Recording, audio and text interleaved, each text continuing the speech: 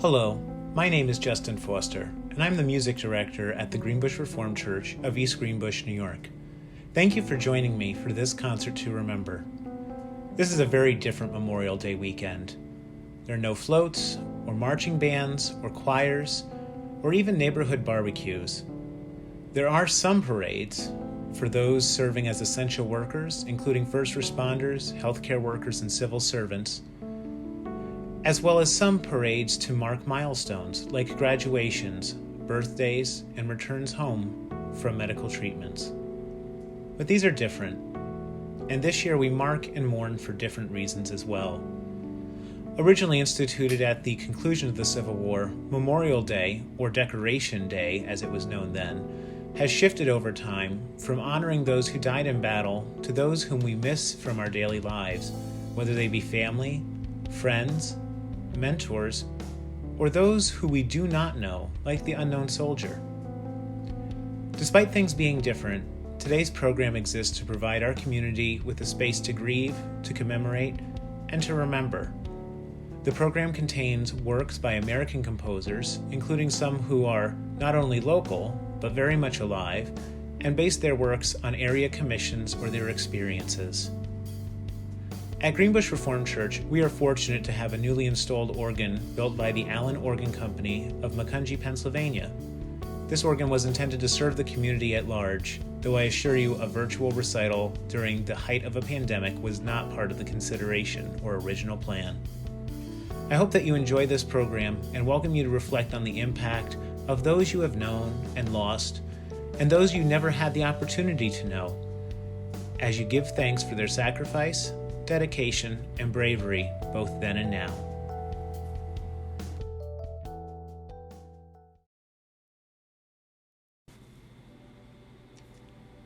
Calvin Hampton was a prolific composer and a victim of another national pandemic, the AIDS crisis. A graduate of Oberlin and Syracuse, Hampton's impact on the Episcopal Church led Eric Routley to declare him the greatest living composer of hymn tunes.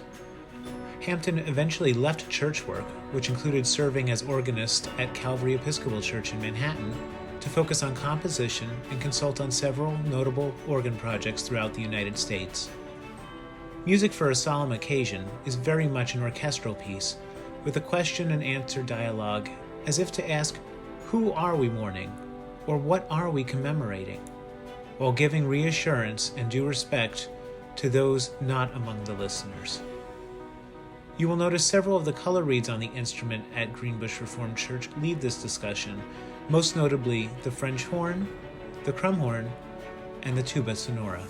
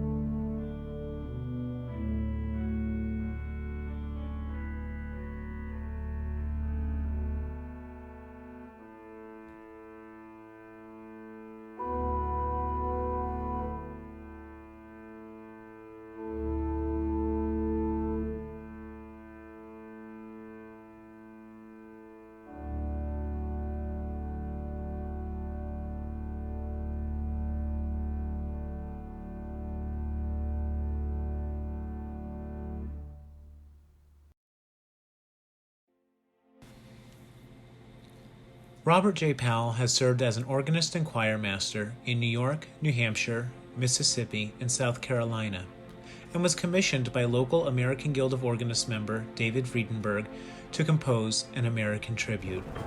The work was dedicated to the veterans that had found a spiritual home at the parish churches of St. John the Evangelist and St. Joseph in Rensselaer, New York. Friedenberg noted that this commission had to wrestle with two forms of grief. First, the challenge of balancing doing what is right with the selfishness of national pride, and remembering those who served not knowing whether they would return, and when they did, how quickly their sacrifice was forgotten when they needed help or friendship the most. The five-movement suite features a recurring theme of taps, the hymns of the armed force branches, and hymns that have a tie to finding peace amid chaos and loss. Perhaps you can try to identify the many tunes that appear. Joining me for this presentation is Justan Nurin, trumpeter of the Baltimore Brass Quintet in Maryland. While a public health crisis has kept many of us home, it has not limited our ability to connect and network with those we rarely have opportunity to meet or work with. We hope that you enjoy this collaborative effort.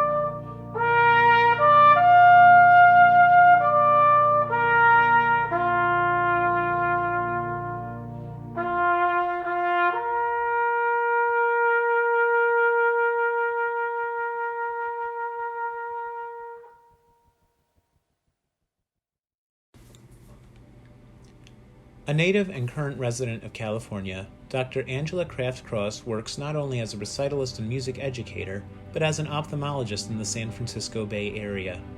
Another graduate of Oberlin, Dr. Kraft-Cross has recently embarked on publishing much of her musical output, including the suite Journey to Wholeness. The suite is a tribute to the memory of a superb healthcare professional and mentor, Dr. Will Alexander, chaplain and professor of religion at Loma Linda University. The second movement, titled Empathy, is written in a way that allows it to stand alone and features yet another dialogue, this time between patient and caretaker, or patient being realistic and patient wanting to go home, and the struggle between responding heroically and collapsing in exhaustion during crisis. This movement reminds us as well that respect for our healthcare workers begins with understanding that there is exhaustion on both sides of that line, and truly most interaction we have these days. I invite you to think before you speak or act, and that you show kindness to one another. After all, it's a free treatment.